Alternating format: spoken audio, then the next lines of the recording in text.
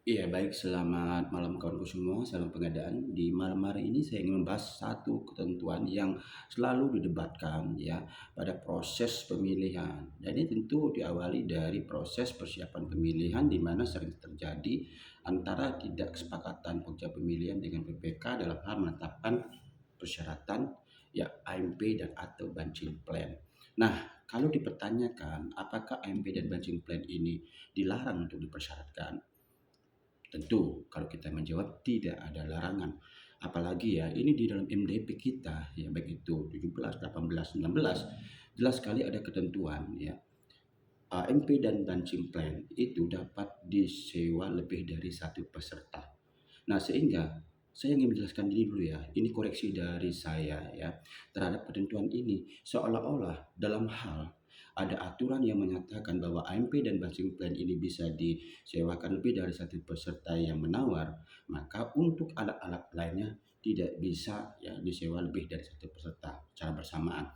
Dan ini tentunya menjadi koreksi saya dan kalau bisa ini dihapus dari MDP apabila misalkan pokja pemilihan sudah menetapkan MDP itu menjadi dokumen pemilihan.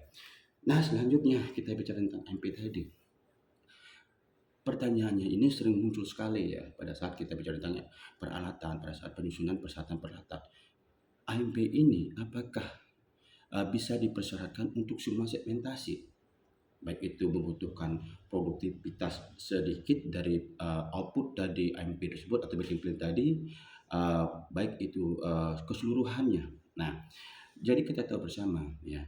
Jadi kalau kita bicara berkaitan AMP dan batching plan, maka kita harus melihat dulu dari sisi apakah peralatan ini secara langsung akan melaksanakan pekerjaan untuk progres pekerjaan ataukah alat ini atau AMP tadi dan batching plan ini hanya dibutuhkan produknya. Nah, misalkan kita tahu kan kalau bicara AMP tentu hot mix ya, kalau kita bicara batching plan itu beton, ready mix.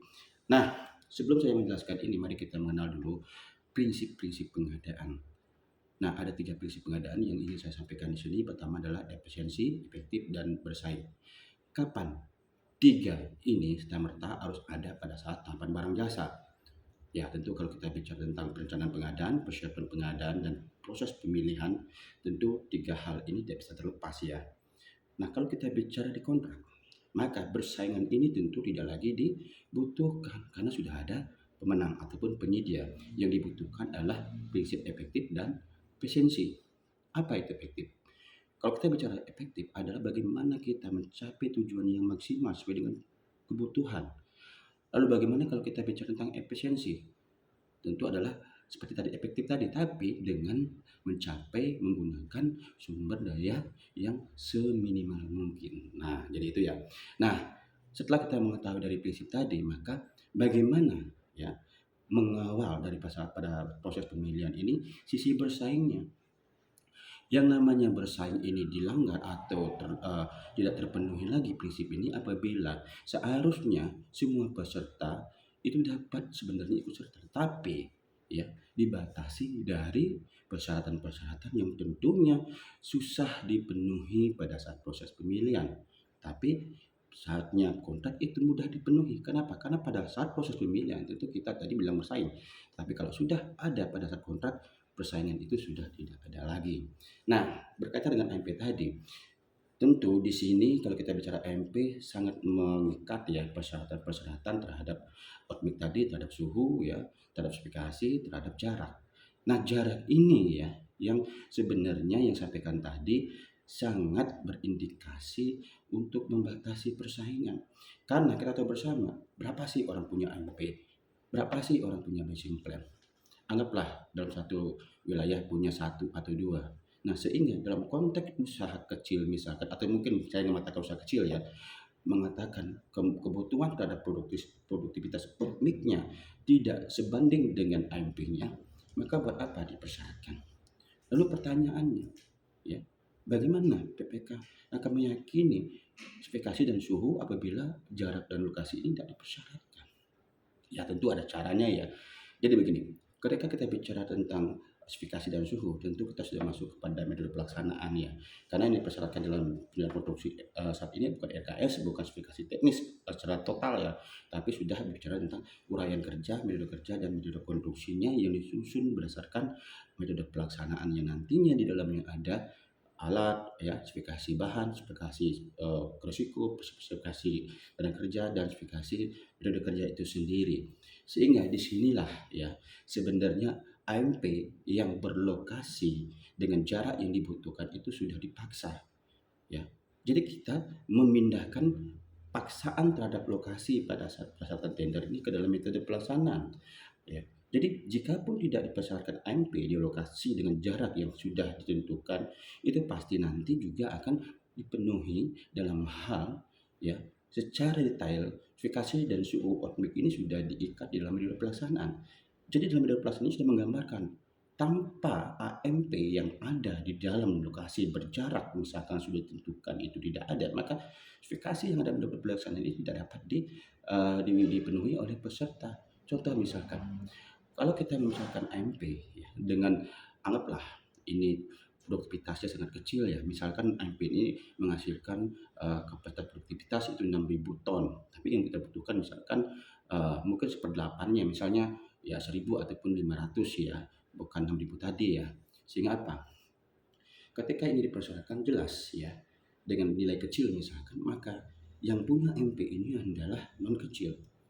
Nah, ketika non kecil ini bersaing dalam konteks di luar dari proses, maka dia menggunakan kesempatan ini untuk menggandeng atau hanya memberikan dukungan kepada pelaku usaha kecil yang tentunya ya memiliki hubungan dekat dengan AMP tadi, perusahaan AMP non kecil tadi. Nah, ini juga berarti apa? Usaha kecil yang seharusnya ya tidak bersaing pada AMP-nya pada saat proses tender harus gagal di awal. Sehingga ketika kita bicara tentang AMP ya, kita nggak bisa memungkiri ya, palingan 1, 2, 3 atau mungkin bendera-bendera itu saja ya akan menguasai tender-tender jalan yang membutuhkan outmik. Nah, untuk itu di sini saya sampaikan, kalau kita bicara tentang metode pelaksanaan, selama metode pelaksanaan itu sudah menguraikan kebutuhan outmik sesuai dengan suhu spesifikasi dan sudah detailkan dalam metode pelaksanaan, maka peserta ini akan membaca, oh ini outmik yang dibutuhkan. Ketika misalkan ini lokasi pekerjaannya di Pasar Bali, lalu ada yang di Surabaya misalkan, itu tentu suhunya tidak akan tercapai. Sehingga pada saat dia membaca, dia sudah memiliki ancar-ancar untuk berkomunikasi nantinya kepada perusahaan-perusahaan AMP yang ada di Denpasar misalkan. Namun tentunya tidak meminta dukungan dari awal atau meminta sewa alat dari awal. Karena apa? Karena ini bukan pertandingan, yang ditandingkan spesifikasi dan suhunya, bukan alatnya. Sehingga pada saat dia itu menang ya, tentu persaingan itu sudah tidak ada, hanya tinggal dipenuhi oleh si penyedia dari Surabaya tersebut untuk meyakini atau memenuhi spesifikasi dan suhu yang sudah ada dalam metode pelaksanaan ya. Jadi apabila misalkan ini dia menang ya, karena AMP tadi tidak dipersyaratkan, dia masuk dengan menyetujui metode pelaksanaan tadi ya, karena di KPK sudah jelas ya, dalam hal peserta menyampaikan dokumen penawaran, maka peserta ini sudah menyetujui metode dalam spesifikasi teknis yang ada dalam sudah ditetapkan sesuai dengan persyaratan tadi ya. Sehingga disinilah kekuatan dari PPK untuk mengendalikan metode pelaksanaannya. Sama dengan video-video yang lain saya mengatakan sebelum rapat, sebelum tidak dengan kontrak ya, maka lakukan rapat ya. Ada rencana kerjanya, kesepakatan. Jadi sampaikan kepada calon penyedia yang sebelum kontrak tadi bahwa ada loh ya spesifikasi outmik yang harus benar-benar dipenuhi oleh peserta dengan peserta ya waktu proses tender dengan suhu seperti ini ya. Atau mungkin dalam metode pelaksanaan karena tidak dimungkinkan ada surat dukungan sewa alat, maka jangan diikat surat dukungan outmik, disampaikan informasinya.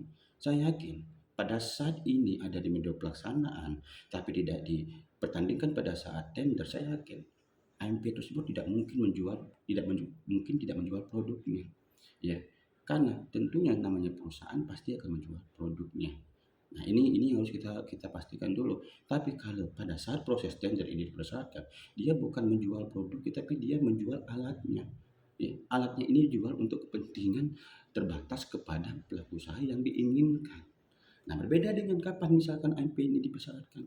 Ya tentunya kalau kita bicara tentang dia menguasai produktivitasnya keseluruhan atau mungkin sama dengan yang diproduksi dengan kekuatan kapasitas AMP tersebut, silakan dipersyaratkan. Tapi kalau misalkan hanya apa namanya volumenya nggak banyak begitu ya, ini akan menyebabkan terjadinya persaingan ya. Saya hanya menyampaikan ini adalah strateginya, jadi bukan melarang ya, saya tadi sudah mengatakan tidak ada melarang adanya kebutuhan, untuk dipersyaratkan AMP. Nah, itu yang disampaikan teman-teman ya. Jadi paksalah dia dalam metode pelaksanaan, jangan paksa pada saat proses tendernya. Karena sama saja, memaksa pada saat proses tender belum tentu ya sama spesifikasinya pada saat kontrak. Kenapa? Di kontrak itu apapun terjadi, sehingga pengendalian PPK lebih penting. Ya, kalau tidak sesuai dengan usul, ya udah ada ketentuan SUK yang tentunya diberikan kepada penyedia tadi. Ini sebenarnya harus dikendalikan. Nah, itu sampaikan ya Bapak dan Ibu ya, dan khusus buat PPK, simak video saya ini dan tentu pahami apa maksud dari apa yang disampaikan. Salam pengadaan.